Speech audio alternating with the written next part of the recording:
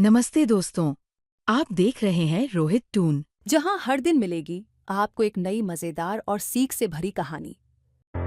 दीनू और रूपा को याद नहीं कि उनकी माँ सावित्री ने कब उससे प्यार से बातें की हैं। सावित्री दिखने में बिल्कुल कुरूप और लंगड़ी थी। उसका स्वभाव भी बिल्कुल उसके रूप की तरह ही था। जब देखो वो उन दोनों को जली कटी सुनाती रहती। आज शाम भी जब वो जंगल से लकड़ियां काट कर घर वापस लौट रहे थे तो रास्ते में ही जोरों की बारिश शुरू हो गई। उन्हें कहीं बारिश से बचने की जगह नहीं मिली तो वो भीगते हुए ही घर पहुंचे। दिमाग खराब है तुम लोगों का, इतनी बारिश में कहीं रुक जाते। तुम लोग भीग कर आए उसकी मुझे कोई फिक्र नहीं, लेकिन ये लकड़ियां जो भीग गई उसका क्या करूं? कल जो तुम लकड़ियां बेचने जाओगे तो ये भीगी लकड़ियां कौन खरीदेगा? ना जाने क्या खाकर पैदा किया है तुम दोनों को, जब देखो नुकसान ही करते हो। दीनू और रूपा ने अपनी माँ की बातों का कोई जवाब नहीं दिया। उन्हें पता था कि अगर उन्होंने कुछ बोला तो उनकी माँ फिर से उन्हें कुछ भला बुरा कहने लगेगी। कभी कभी तो उन्हें लगता था कि ये उनकी सौतेली माँ है। बहरहाल अपनी माँ से बिना मतलब की बात पर भी डांट खाने की उन्हें आदत हो गई थी। उस रात जब वे दोनों खा पी कर सो गए तो दीनू को सपने में एक बड़ा पहाड़ दिखाई दिया। उसने देखा कि एक आदमी उस पहाड़ की ऊंची चोटी से उसका नाम पुकार रहा है। दीनू, दीनू, अरे कितने दिनों से तुम्हें पुकार रहा हूँ, तू आता क्यों नहीं? अरे अब क्या मेरे मरने के बाद आएगा? जल्दी आजा दीनू, आजा। लगातार आती आवाज सुनकर दीनू डर गया और चिल्लाते हुए वो जाग गया। उसकी आवाज से उसकी बहन रूपा की भी नींद खुल गई। क्या हुआ दीनू, कोई बुरा सपना देखा क्या? हाँ रूपा, फिर से वही सपना।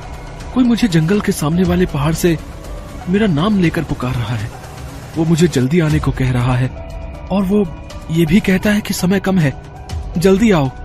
वो तो मुझे नहीं दिखता, लेकिन शायद वो मुझे देख सकता है। ये सपना तो तुम कई सालों से देख रहे हो। हाँ रूपा, मुझे लगता है कि इस सपने के पीछे कोई राज है। मुझे उस पहाड़ पर जाना चाहिए रूपा। अरे तुम कैसे वहाँ जाओगे? माँ पूछेगी तो मैं क्या जवाब दूंगी? वो तो वैसे ही हमेशा गुस्से में रहती है। अगर तुम्हारे पहाड़ पर जाने का पता चलेगा तो पता नहीं वो क्या करेगी। तुम माँ को कुछ मत बोलना रूपा, लेकिन लगता है मुझे एक बार वहां जाना ही होगा। ये कहकर अगली सुबह दीनू पहाड़ पर जाने के लिए निकल पड़ा। वो बिना रुके पहाड़ पर चढ़ने लगा। ऊंचाई पर चढ़ने पर उसे परेशानी हो रही थी, लेकिन वो उसकी परवाह किए बिना पहाड़ पर चढ़ता रहा। जब वो लगभग चोटी पर पहुंचने वाला था तभी उसे वही आवाज सुनाई पड़ने लगी जो उसे सपने में सुनाई पड़ती थी। दीनू, दीनू, तुम आ गए दीनू, तुम आ गए। दीनू ने आसपास देखा लेकिन उसे कोई दिखाई नहीं दिया। तभी उसे पहाड़ी की चोटी के बिल्कुल पास एक सुरंग दिखाई दी। वो आवाज उधर से ही आ रही थी। दीनू उस ओर बढ़ गया। सुरंग के बिल्कुल पास पहुंचकर उसने देखा कि सुरंग के अंदर एक बहुत ही बूढ़ा आदमी पेड़ से लटका हुआ है। पेड़ के नीचे एक बहुत बड़ा गड्ढा है जिसमें कई सारे जहरीले सांप हैं जो बीच बीच में फुफकार भी रहे हैं। दीनू उन्हें देखकर डर जाता है। तभी वो बूढ़ा आदमी फिर से उसे पुकारता हुआ कहता है, दीनू, मुझे बचाओ, मुझे तुम्हें बहुत जरूरी बात बतानी है। मेरे पास अब समय बहुत कम है। मैं कई सालों से तुम्हारा इंतजार कर रहा हूँ। दीनू को कुछ समझ नहीं आ रहा था कि वो क्या करे। फिर उसके दिमाग में एक योजना आई। उसने जो कपड़े पहन रखे थे उसे उतार दिया, फिर उसे एक लकड़ी में लपेट दिया। वहां पड़े पत्थरों को टकरा कर उसने आग जलाई और फिर उसे कपड़ों में लगा दिया। फिर उस जलती मशाल जैसी लकड़ी को लेकर वो पेड़ के पास गया और उसने उन सांपों पर उससे वार करना शुरू कर दिया। आग की ज्वाला से वे सांप वहां से इधर उधर भागने लगे। फिर दीनू ने देखा कि वे सांप गायब हो गए हैं। उसके बाद उसने उस बूढ़े आदमी को पेड़ से उतारा। दीनू, तू आ गया। बहुत सारे सवाल लेकर आया है ना, सबका जवाब दूंगा। पहले मैं बता दूं कि मैं कौन हूं। मैं जादूगर त्रिकाल का पिता, जादूगर माहेश्वरी हूं। दीनू, जादूगर त्रिकाल? ये कौन है?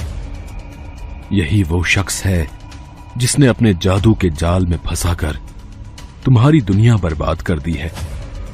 तुम और तुम्हारी बहन को हमेशा लगता है ना कि तुम्हारी माँ तुम्हें प्यार नहीं करती, वो सौतेली है। हाँ, लेकिन ये सब आपको कैसे पता? इस सब के पीछे मेरे बेटे त्रिकाल का हाथ है। उसके बाद उस बूढ़े आदमी ने दीनू को अपने बेटे त्रिकाल के बारे में बताया। उसने बताया, त्रिकाल तुम्हारी माँ से बहुत प्यार करता था। तुम्हारे पिता कुंवर राजमल इस इलाके के बहुत बड़े जमींदार थे।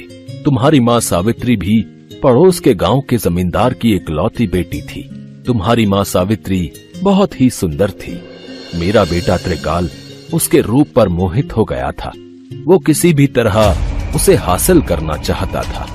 एक दिन जब तुम्हारी माँ शाम को अपने पति यानी कुंवर राजमल के साथ नदी किनारे घूमने गई थी, त्रिकाल ने अपनी माया से एक बहुत बड़ा तूफान उठाया और तुम्हारी माँ को तुम्हारे पिता से अलग कर दिया। उसके बाद उसके सामने अपना प्रेम प्रस्ताव रखा। तुम्हारा दिमाग खराब है क्या त्रिकाल? मैं एक शादीशुदा पतिव्रता स्त्री हूँ। मेरे 2 बच्चे हैं। उस स्त्री के सामने तो ऐसी बेकार की बातें कर रहा है। सावित्री, तेरे पति को तो मैंने यमराज के पास पहुंचा दिया। अब पति ही नहीं रहा तो पतिव्रता किस बात की? त्रिकाल के मुंह से अपने पति की मौत की बात सुनकर सावित्री गुस्से में पागल हो गई। उसने वहां पड़े एक बड़े से पत्थर को उठाया और उसके सिर पर खींचकर मारा। त्रिकाल के सिर से खून निकलने लगा, लेकिन उसने तुरंत ही अपने जादू से अपने घाव को भर लिया और हंसते हुए कहा, त्रिकाल नाम है मेरा, त्रिकाल। मुझसे बड़ा जादूगर ना कोई हुआ है और ना ही होगा। इसलिए अपनी ये ओछी हरकतें छोड़ और मेरी पत्नी बन जा। मेरे जीते जी तो ये कभी नहीं हो सकता। मैं अभी अपनी जान दे देती हूँ। यह कहकर सावित्री नदी में छलांग लगा देती है, लेकिन त्रिकाल अपने जादू से उसे बचा लेता है। वो तुम्हारी माँ से जबरदस्ती शादी नहीं कर सकता था, क्योंकि ऐसा करने पर उसकी सारी जादुई ताकत समाप्त हो जाती। लेकिन वो सीधे तरीके से तुम्हारी माँ को राजी करने में असफल रहा था। इसलिए उसने अपने जादू का सबसे कठोर प्रयोग किया और तुम्हारी माँ को कुरूप बना दिया। और उसने अपने जादू से एक जादुई माया जाल रचा और सावित्री से कहा, बहुत घमंड था ना तुझे तेरे रूप पर। ले, छीन लिया मैंने तेरा रूप। और हाँ, तेरे पति को तो मैंने मार दिया। अब जिन बच्चों के लिए तुम मेरा प्रेम निवेदन ठुकरा रही हो, आज के बाद मेरे जादू के प्रभाव से कुछ ऐसा होगा कि जिस दिन भी तुमने अपने बच्चों से प्यार से बात की, उन्हें प्यार किया, वो उसी समय मोम के बन जाएंगे। तुम्हारी माँ अपने पति को खो चुकी थी, लेकिन वो तुम दोनों को नहीं खोना चाहती थी। त्रिकाल ने अपने जादू से उन्हें मजबूर कर दिया था। यही नहीं, उसने अपने जादू से तुम्हारे पिता की बड़ी हवेली, जमीन जायदाद सभी मिट्टी का कर दिया। मुझे यह सब पता लग गया था तो मैंने उसका विरोध किया, लेकिन उसने अपनी जादुई शक्ति का मुझ पर भी इस्तेमाल किया और इस पेड़ से मुझे टांग दिया। मैं भी जादूगर हूँ, लेकिन उसके जितना बड़ा नहीं, इसलिए मैं खुद से यहाँ से नहीं छूट सकता था। इसलिए हर दिन तुम्हें आवाज दिया करता था। मैं उस त्रिकाल को नहीं छोड़ूंगा। उसने मेरे पिता की हत्या की, मेरी माँ को हमसे दूर किया। मैं उसे मार दूंगा। उसे मारना इतना आसान नहीं है दीपू। उसने जादूगरी की ऐसी ऐसी सिद्धियां पाली हैं कि वो पल में कुछ भी कर सकता है। कोई भी शैतानी ताकत अच्छाई के आगे जीतती नहीं है, उसे हारना ही पड़ता है। मैं उसे हराऊंगा। बताइए कहां है वो? कहां है आपका बेटा? वो इसी पहाड़ी पर अपनी जादुई दुनिया बनाकर रहता है। उसे मारने के लिए तुम्हें इस पहाड़ी की काली गुफा में जाना होगा। जैसे ही तुम गुफा में जाओगे, तुम्हें एक जादुई बैल मिलेगा। वो तुमसे बातें करेगा। वो जो कुछ भी तुमसे कहे, तुम उसका उल्टा करना। अगर तुमने ऐसा नहीं किया, तो तुम भी उसके जादू के जाल में फंस जाओगे। जब तुम उसके जादू से पार पालोगे, तो तुम्हें एक काली मूर्ति दिखाई देगी। उस मूर्ति के पास ही तुम्हें एक जादुई जल का तालाब मिलेगा।